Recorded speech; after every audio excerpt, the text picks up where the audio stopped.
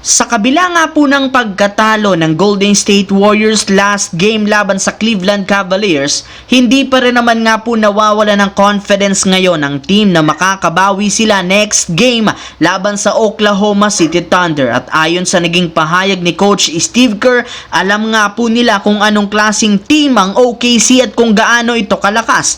Na-scout na rin naman nga nila ang lineup, kaya alam nga po nila na susubukan ng Thunder na pabagali ng kanilang 3-point shooting gamit ang mga perimeter defender na sina Alex Caruso at Lu Dort. Habang sa opensa naman, expected nila na pangungunahan ito ni Shai Gilgeous-Alexander na kasalukuyan nga po nilang pinaghahandaan na. Sa katunayan, binabalakan nga po nilang pabagalin ang pacing ng scoring nito at hindi siya gawing komportable sa pamamagitan ng pag-double team sa kanya sa tuwing hawak nito ang bola at ang paggamit kay Gary Payton II bilang main defender nito. Bago yan, ang videong ito ay hatid sa inyo ng 1xBet. Suportahan at manalo sa inyong paboritong kupunan sa NBA, PBA, MPBL at iba pang sporting events. Maaaring makakuha up to 12,000 cash bonus sa inyong first deposit gamit ang aking promo code. Pag tama prediction mo, panalo ka. Simple lang, pindutin lamang ang link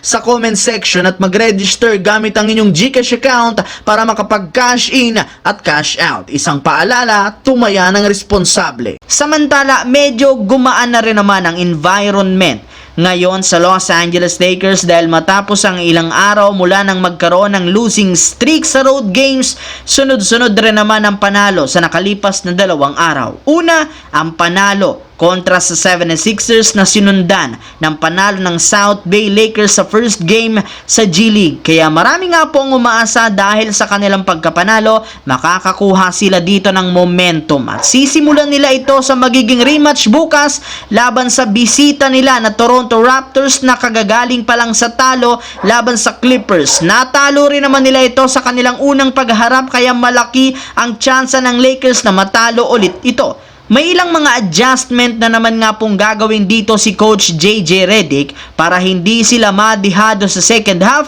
katulad ng paggamit sa kanilang 7'1" Christian Coloco dahil hindi nila dapat sagarin sina Anthony Davis at Jackson Hayes na parehong may injury. Kumpara sa nagdaang laro ni Coloco, gamay na rin naman nila ang game plan ng Lakers at ni JJ Redick kaya hindi sila magkakaproblema sa gagawing play. Sa kabilang banda, aminin man natin sa hindi, ginawa rin naman sana ng front office ng New Orleans Pelicans ang lahat para maging competitive ang team sa pagbuo ng bago at mas malakas na lineup.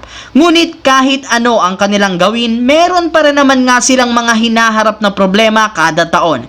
Ito ang mismong rason bakit bagsak sa 3-7 ang kanilang record bilang worst team sa Western Conference. Ayon sa source, nagtamo na naman nga po ng injury si Zion Williamson sa likurang bahagi ng kanyang hita na siyang rason bakit out ito indefinitely. Ibig sabihin, hindi nga po ang Pelicans kung kailan ito o hindi nila alam kung kailan ito makakapaglarong muli. At dahil nga paulit-ulit na lamang itong nangyayari, napupuno na rin naman ang team at nagsisimula na rin naman silang mapikon lalo pat halos lahat hindi rin naman nakakapaglaro bunsod ng injury kagaya ni DeJounte Murray, Trey Murphy, Jordan Hawkins, Herb Jones, CJ McCollum at kasama na si Zion.